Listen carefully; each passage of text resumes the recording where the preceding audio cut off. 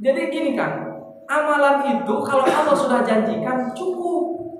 Bahasa innamal usri yusra fa innamal usri yusra itu adalah hanya sebatas janji Allah. Apakah boleh Pak Ustaz kita mengamalkan zikir seperti itu? Innamal usri yusra fa innamal usri yusra.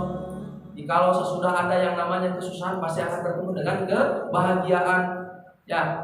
Tapi boleh asal konteksnya jangan menagih kepada janji. Masa kata Allah kalau orang sudah sudah diberikan ujian akan diberikan kesenangan. Mana ya Allah janjinya Engkau? Itu adalah orang yang tidak percaya dengan janji Allah. Silakan amalkan. Bahasanya fa inna ma'al inna ma'al, atau tadi bahasanya apa? Bahasanya apa?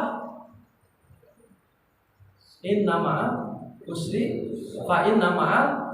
Ketika kita diberikan kesusahan maka akan bertemu dari namanya kemudahan. Benar nggak? Itu janji Allah, sudah aja seperti itu. Udah janji Allah, yang penting kita jalankan saja apa yang Allah perintahkan syariatnya.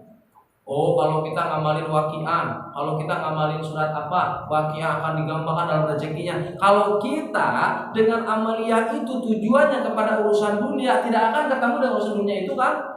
Secara tidak langsung, secara tasawuf kita tidak percaya dengan janji Allah. Udah biarkan saja, yang penting kita bacanya, ibadahnya. Ini kan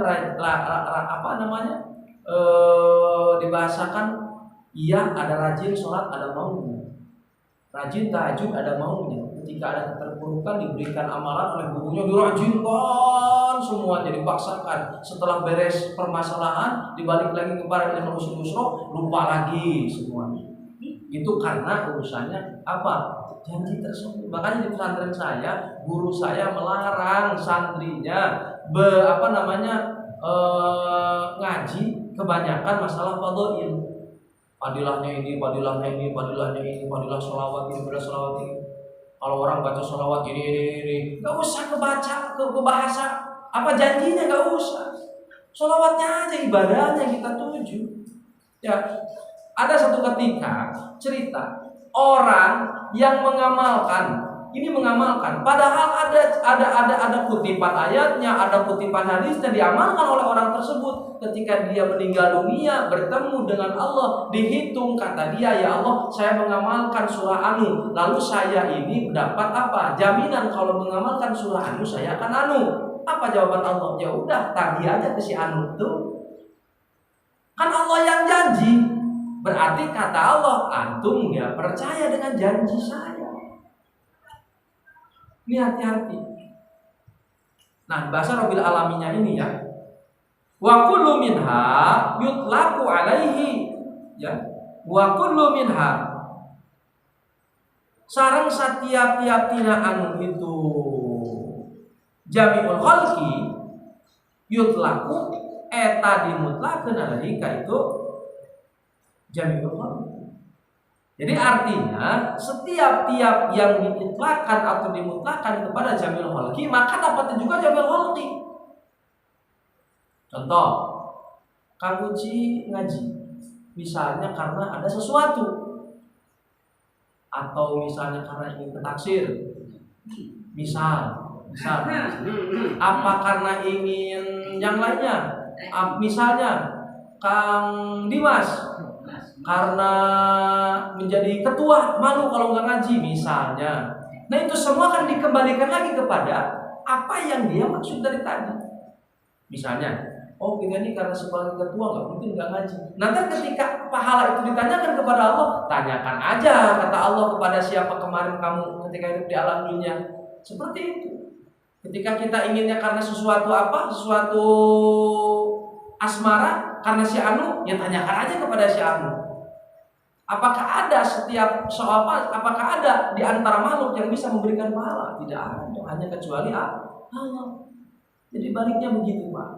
Ya, jadi untuk kita umur yang sudah melanjut kepada kepada tua, ya kita hanya bahasanya ngajinya itu ngaji kepada arahnya Allah saja. Ayo, apakah boleh kita berdoa karena ingin sesuatu, karena mengharapkan janji Allah, boleh silakan, tapi jangan terlena dengan janji itu. Takutnya ketika janji itu belum ditepati, kitanya yang akan menyalahkan dengan janji. Karena balik lagi, bahasa ijabahnya urusan Allah, bukan urusan kita. Ranah Allah, bukan ranah kita. Ranah kita berdoa ikhtiar. Urusan ijabahnya urusan Allah itu. Ya, kamu Cia. Benar. Kita pengen nikah. Kalau kita punya kriteria makan banyak. Pengen yang cantik, pengen yang kaya, mertuanya yang sultan. Oh, itu kan pengen kita. Tapi balik lagi, kata Allah ya ngaca. Kan gitu. Kelasnya kita kelas pembantu ya pembantu. Bahasanya gitu. Tapi bukan dalam arti menutup kemungkinan dari tadinya pembantu jadi sultan, tidak menutup kemungkinan. Karena yang hebat itu adalah orang yang menata dari nol, tinimbang ketika kita sudah mencari orang yang ya, jangan seperti itu. Nah, ini diantaranya adalah memuji kepada Allah dengan sifatnya Rabbil Alamina yang mengatur seluruh alam. Ya, paham ya, Kang ya? Paham ya? Nah, jadi sini yang kutipannya sedikit. Ini Kang di lab apa nih? Di lab apa di video doang? Video biasa. Ntar di skip ya. Saya pertanyakan gini, apakah boleh kita beriman hanya kepada Allah, tidak kepada Nabi? Boleh apa tidak? Boleh. Kenapa saya bilang boleh? Perintah kita iman kepada Nabi siapa yang merintah? Kalau Allah nggak merintah, nah, seandainya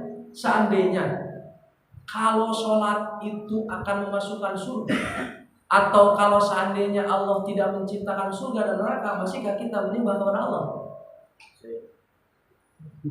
Ayo. Kalau Allah nggak ciptakan surga dan neraka, masihkah menyembah kepada Allah? Masihkah percaya kepada Allah? Kalau Allah tidak menciptakan alam dunia, masihkah kita percaya dengan Allah? Ayo kita buat dulu keimanan kita sampai di mana. Kalau seandainya Allah tidak menciptakan kenikmatan, apakah kita masih menyembah Allah? Itu aja dulu. Coba